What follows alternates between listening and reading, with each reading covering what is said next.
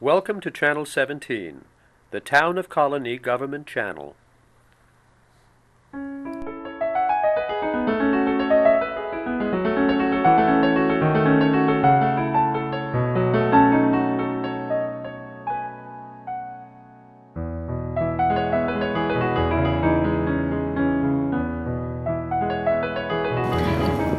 Hello, welcome to Meet the Author. I'm Zina Shevchik.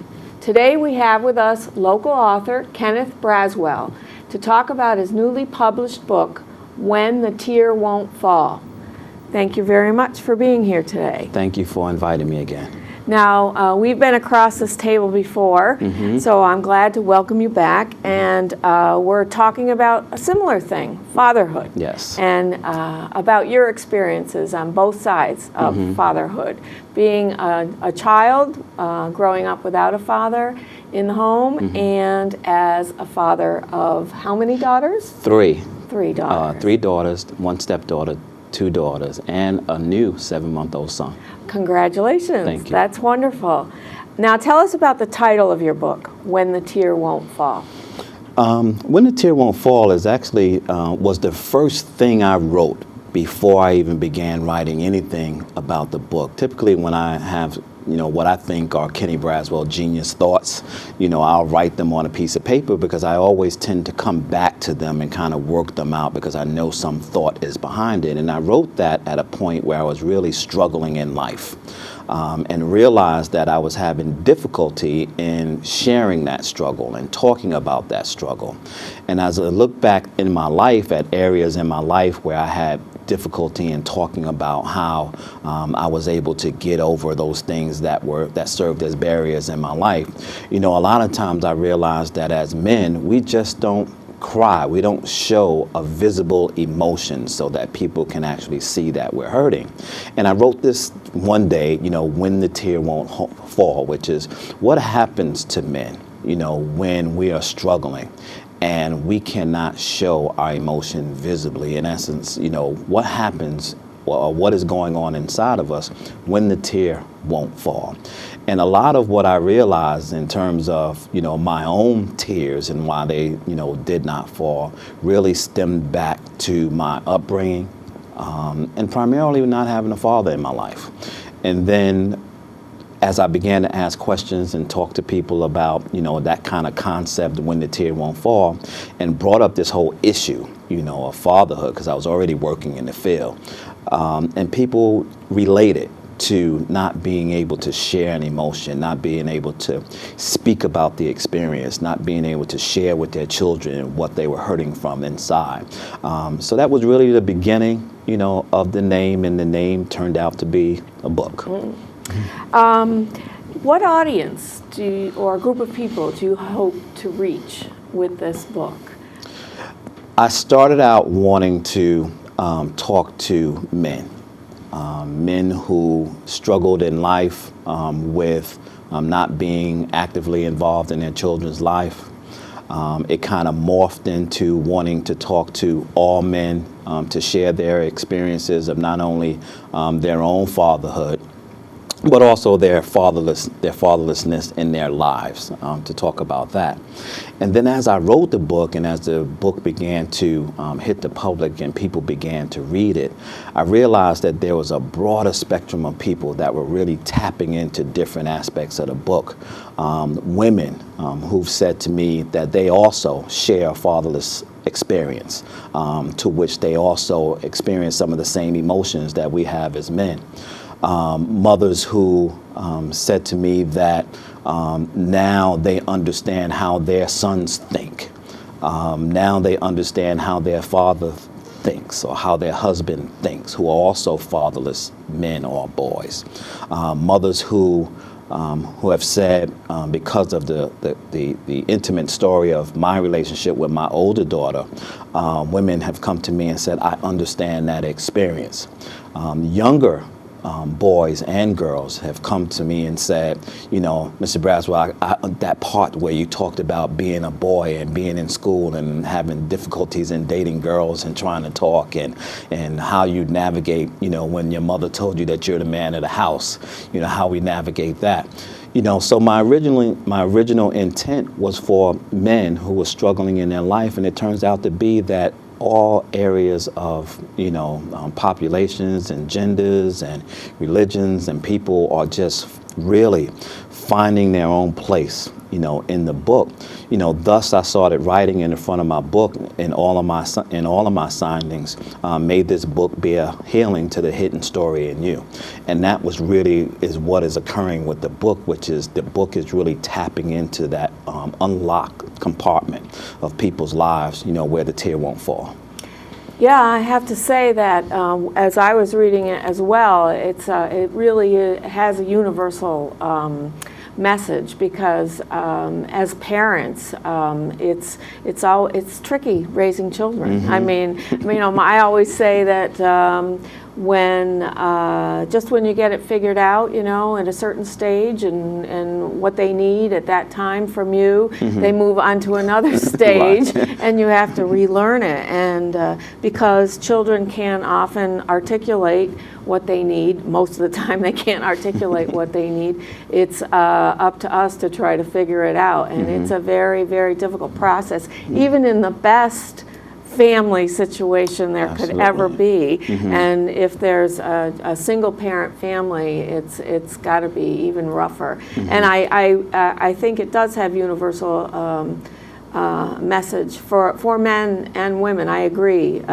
For mothers raising sons who maybe the mothers, like I was never around boys. And so thankfully I had girls as my children, but I really didn't know any of the dynamics. And your book really, because you speak so personally about your thought processes while you were growing up, it is very illuminating, and I congratulate you on that.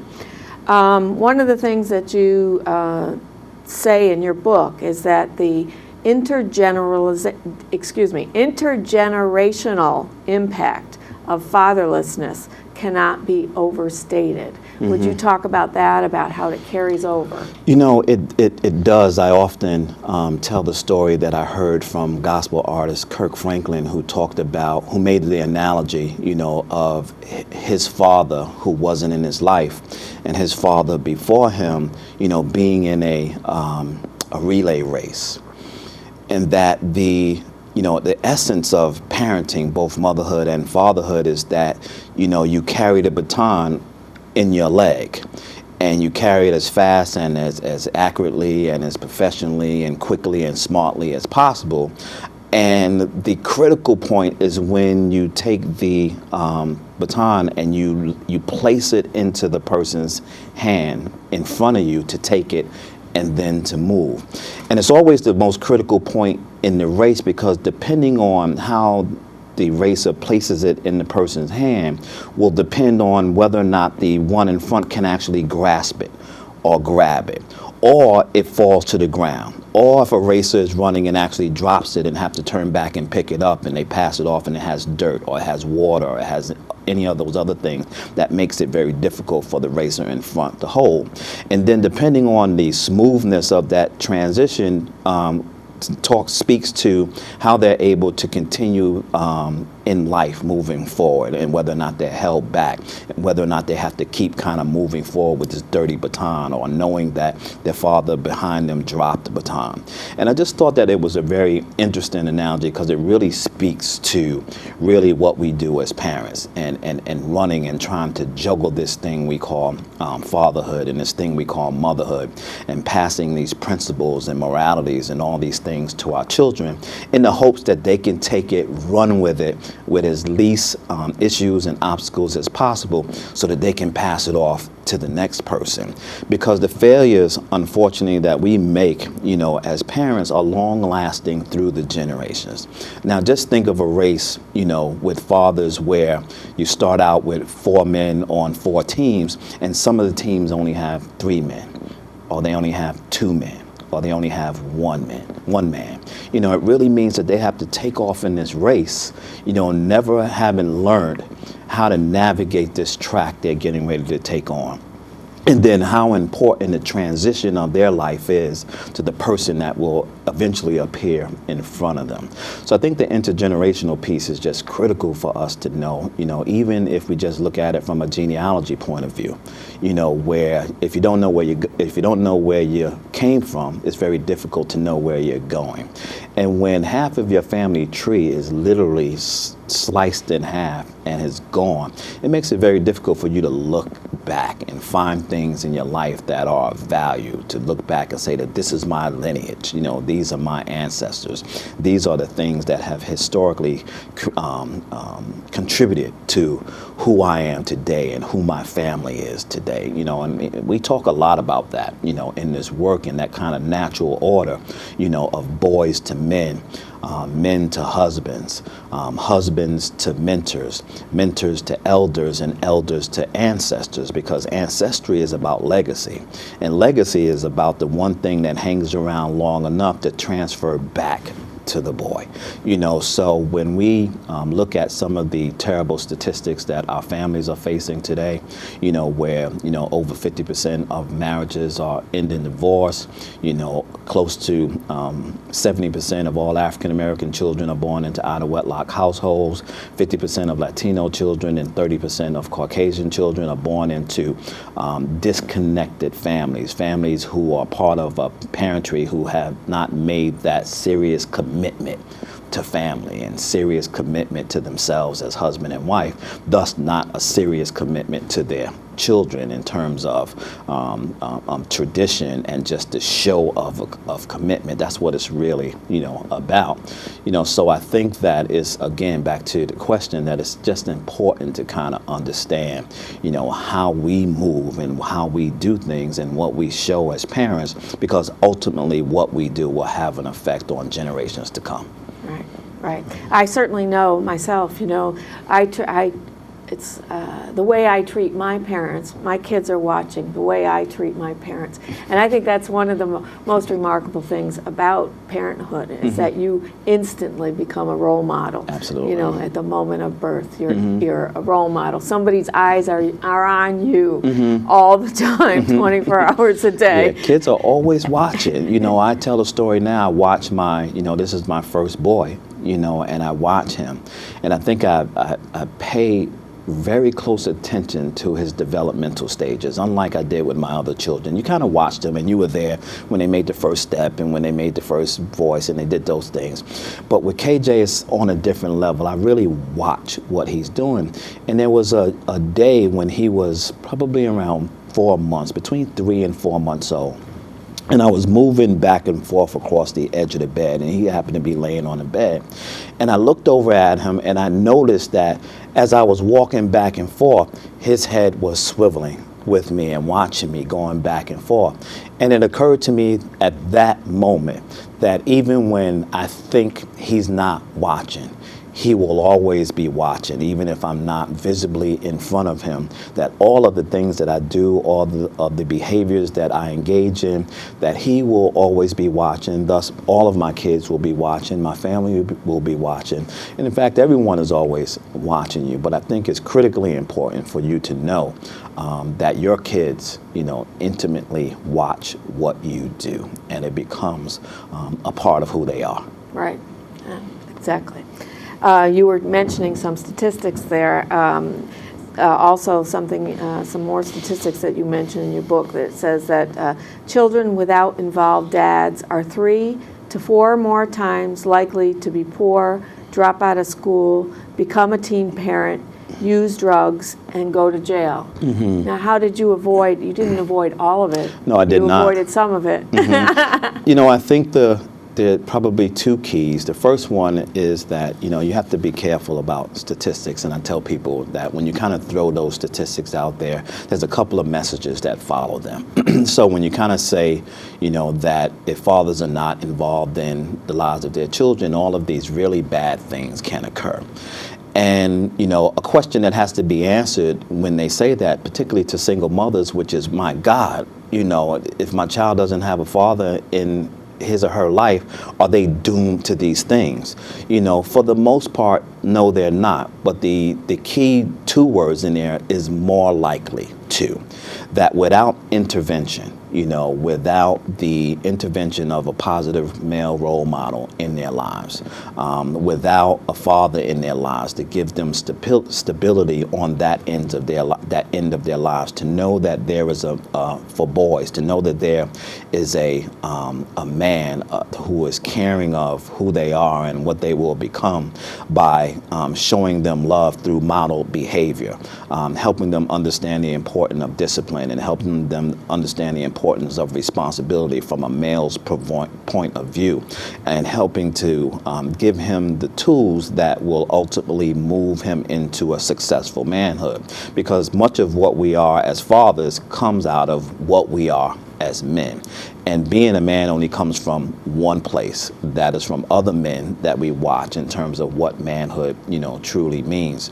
So when we look at those statistics can really make you cringe when you see them, but they're very real in the sense that, you know, when you don't have two positive role models in your lives from both genders, from male and female, there's some things that you miss in terms of understanding, and it makes it more apt for you to be involved in children in deviant behaviors. The one that I speak to the most about to our young guys, you know, is the one about child abuse and child neglect. You know, knowing that a father's presence is critical to security of children. You know, that they gain security from knowing that my father is here, or my father is just a phone call away, or my father will be here. You know, there's a level of protection and security that children receive from that. So when fathers aren't present, because this is the big thing that I talk about, presence. Having presence in your child's life is invaluable. Many times I tell people the story of my daughter when I drop my daughter off to school, that when she gets out of the car, I remain there until she gets all the way into the school. It's one of those kind of things that is just internal to me, because I need that image burned in my retina when I leave. I need to know that my child made it from my care into the safeness of her school. And I always say that outside of her school, there's always like boys running around and things happening. And I notice when kids kind of walk through, some of them will get harassed and some of them will get talked about. And they are clear that when I pull up, that, and sometimes I will get out of the car, come around, so that they are clear that Zina has a father in her life and that he's watching out for her. And she walks through and there's never any issue. But I tell fathers that presence is key to children, because they need that security and stability to know that fathers are around. And when fathers aren't around in the lives of the mothers of their children, statistics and research shows that child abuse is more likely to happen when the father has no presence in his life. Thus, when other men are involved, they also increase the likelihood of child abuse. And we see the headlines all the time. Babies being shaken, babies being abused, the unfortunate stories in Schenectady. And some of the more unfortunate stories across the country tend to involve a mother and a man who is not the father of the child. So those types of things in terms of statistics, we really have to begin to pay attention to, and it's not just as general as fathers are important. It's very intimate, it's very critical, and it's very serious with regards to paying attention to that the relationship between mothers and fathers are critical to the well-being of their children. Yeah, you do say in your book that a part of being a good father is being a good partner. Right. So that's exactly what you're talking about. Mm-hmm. So tell us a little bit about your journey that you describe in your book. You hit many bumps in the road without guidance, and you highlight the areas where the times in your life when you really felt the absence of a father, and yet you have come out. Your life is certainly a testament to what? To your mother's care, to your being a and I never leave this out, and I think that God has the ultimate control over my life and over my destiny, and that anything and everything around it contributes to it. But I think that the master plan, is his, and that's just my spiritual base. That's where that is the thing that gives me comfort at night, when the worst things are occurring. It gives me joy in the morning when the best things are occurring. It gives me hope, when I'm in between those two things and I'm trying to get to the best thing, but something keeps pulling me to the worst thing. My hope allows me to know that, weeping only endure for a night, but joy comes in the morning. So that is the affirmation for me each and every day as I go through. Telling this story, it is a blessing to be able to give your testimony. To be able to give your testimony without apprehension, and without fear of ridicule, fear of criticism, fear of people using information against you to hold you back or to keep you down. And that was really a transitional thing for me in writing this book. I started writing this book in like 2003. I started writing this book. And it wasn't until 2007 that I actually had, a manuscript that I thought was actually taking me somewhere with the book. And then it took me almost another year to finish it out. And that was in early 2008. And it took me almost another year and a half to release it, because I was frightened about all those things that I talked about, which is, wow, you literally tell all your business, guy. Right. You're putting it all out. You're putting all of your vulnerabilities out there for the world to see. All of your fears, all of your hurts, all of the things and the mistakes that you've made in your life, triumphs too, and lessons learned. But it's the things that I was fearful of about putting this book out there that I just anguished over for almost a year and a little over a year about putting this book out, and then finally, after lots of praying, I finally, God finally said, what, why you playing with this? Get this out, because there's some work to be done, and this is going to kick off, a stream of work that you don't even know is going to come your way. You don't know what's going to come. You don't know what's coming, but don't play with it anymore, because we got work to do. Children are suffering, families are suffering, fathers are hurting, mothers are exhausted and tired, because fatherlessness is probably kicking them in the butts, the most. And I think that now that the book has been out, since June, all of those reasons are beginning to manifest itself now to me in talking and sharing these stories and hearing, people talk to me, and the emails that I get from people after they've read it, and it's just something in there that like hits a spot, that opens up a floodgate of emotions that they pour out, and often, and I'm not sure where people get my telephone number from, but they're pretty resourceful in tracking me down. But often, particularly with men, and people will say that men don't talk, about emotion. And for the most part, we don't. If it's about the game, we're going to share it. It's about car, and those things that are not personal and not emotional to us, we're going to talk about, particularly with another man. But it's kind of interesting that when men are really suffering and their back is up against the wall, and they need someone of comfort to talk to, that they don't fear that you're going to take that information and use against them, how much they talk. I get on the phone with guys sometime, and we'll start talking, and I'll get them to release their story, and literally 3 or 4 hours later, I'm hanging up the phone from them. And many of those times I'm hanging up the phone, not giving them resolution or solution to their issues. All they needed was the time to get it out on the table. Well, you're starting a process, maybe, right? Yeah. You do have a chapter in there about male friendship, and that's really, I think that's really important too, because that's something that women sometimes don't understand either. So it's traditionally it's been so different than female friendship. So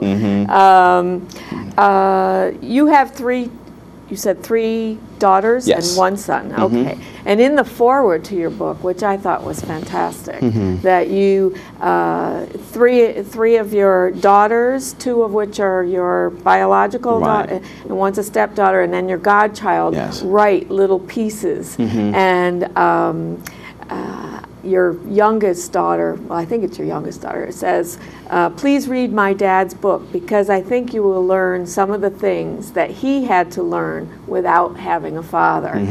And I was also interested in your daughter, who, your firstborn daughter, and your relationship with her, and what she wrote in the foreword talks about her struggle still with the fact that you were not around a lot when she was growing up, but how she loves you and she kind of looks forward to continuing to get to know you. Would you talk about a little bit about that, your relationship with your oldest? She is an amazing child. You know, she is, you know, I see me all over her, you know, when I see her and when I talk, you know, to her. I, you know, felt that it was important, you know, if I was going to tell my story, that I really had to allow my girls to give their perspective, because they're the results of what I do as a father every day. And when I asked Tiara to write her piece, she was like, are you going to change it? That was her question. And I said, absolutely not. I said, I'm not editing one bit of what you write. I said, other than grammatical errors. I said, other than that, whatever your voice is, whatever your tone, whatever your issues are, I will not touch it one bit. And when I got it, I just read it for a few minutes and I was like, wow, you know, this confirms everything that I know about responsible fatherhood, everything that I speak about, everything that I talk about. And even though we, you know, have a great relationship and we talk about, you know, my issues and her issues and our issues, and we really have daddy-daughter talk and all of those things, it's still clear that those frozen needs, those things that she needed from me when she was growing up that she didn't receive, that she still struggles with that to a certain extent. So when you read those 4 thoughts from them, what you will hear from Amber, Nzinga, and Dee Dee are very affirmative things. They're statements. My dad, he does, and they're very affirmative. But with Tiara's piece, it's questions. Why didn't you? How come? Where were you? And it means that everything that I've done with those 3 gave affirmation to who they are and the relationship between myself and the 3 of them. But I left that out for her, which caused questions, which was the same thing that happened for me in my life. My father left this world, leaving me with the same kind of questions that she asked me. And, you know, today, when she read the book, because you kind of, when you talk to your children, you give them bits and pieces and you're trying to give them things to help them understand. And I think one of the problems with that is that I wasn't giving her enough of it all at once. So when she got the book, she sent me an email the next morning and said that, you know, I stayed up till 4 o'clock in the morning reading your book. And her last statement was, now I understand. And it was one of those things that just, I was like, wow. That must have really. Yeah, it was like you could have knocked me over with a box of feathers. If the book did nothing else, right? It did that. Right. Everything and every minute that I spent, you know, in writing this book became worth it at that point. Like if I never sold another book, you know, it allowed her to manage a space of her life that she struggled with. And so, you know, what I felt happened that day for her is like this burden that was on her shoulder and on mine, you know, because, you know, I'm one of those kind of guys that I beat myself up daily about my failures. And I know that people say don't do that, but I do it. But that particular day, I felt that both of those burdens lifted for us. And since then, we've had this kind of like very, you know, fun-filled relationship where it's not kind of these, I'm not sure how my daddy's going to act, and I'm on the other end, I'm not sure how she's going to take this, and it's just been, it's like the door has been, you know, open, you know, where till this morning, where Facebook, because Facebook is big, Yes. and It certainly and I'm is. on Facebook, and I reveal even a lot in terms of smaller writings, on Facebook about the things that I deal with from day to day, particularly around parenting and relationships. And just as of yesterday, she wrote something on my wall that says, "I love all that my daddy is. I love him." And I think that she was responding to some of my interactions with other people and what I was saying to them and how they was responding to me and how they've been responding to the article and how they've been responding to the book. And she's kind of watching this stuff kind of take place, and it's like, wow, this is my daddy. Yes, yes. And so every time I get affirmation from her, it just means a lot. Right. But I also get it from the other three. Right. And Zynga is more normal because I get it from her every minute of the day. She's a child that emails me or texts, or she sends me texts. If she sends 5, she sends 50, a day. So her and I are constant. Isn't that wonderful, by the way? I mean, there's the real plus side of this new technology. People complain about people are always distracted with them, but I have to say the technology keeps you in contact with your children and vice versa, Absolutely. your parents or whatever. So that's wonderful. I think what you're saying now, talking about your relationship with your first child, should give every father and mother hope, because it means that you can, while you can't go back completely and start over again. You can repair, you Absolutely. can renew. And would you, before we end, we're almost at the end of our time, would you talk a little bit about your work with Fathers Inc. Sure. and how this book is part of your life's work? Yeah, I started community service in 1990. Working in community and working with, different elements, particularly here in the Capital Region, and working with the Black Arts Festival, and then working with the NAACP, and then working with the Urban League, and starting various organizations, and starting my own newspapers, and just being involved in community, and always being concerned about the well-being of people. So working with fathers just became very specific for me in the last several years. But I've always worked with men. I've always worked with fathers. We just never called it responsible fatherhood work. So the transition for me was very comfortable, and fortunately, my life's work has become my day job, and it becomes a struggle sometimes because it's always how much of your life's work is in your day job. But the more critical question for me is how much of my day job is in my life's work. That is where I separate the two. So the work for me just continues to move. It continues to evolve. It continues to find other areas that need critical work. The work of Fathers Inc. today is being redefined, and we're really changing with some of the grants that are out there. We're changing with some of the movements that are out there.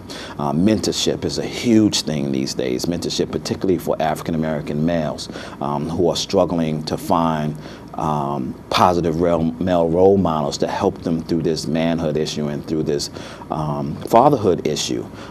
Young men who are in our juvenile facilities that we're learning now are fathers who are struggling with trying to navigate their lives in their incarcerated situation, and then move outside of that situation and become a father, immediately, with no education, no skills, no role model. No role model, no anything.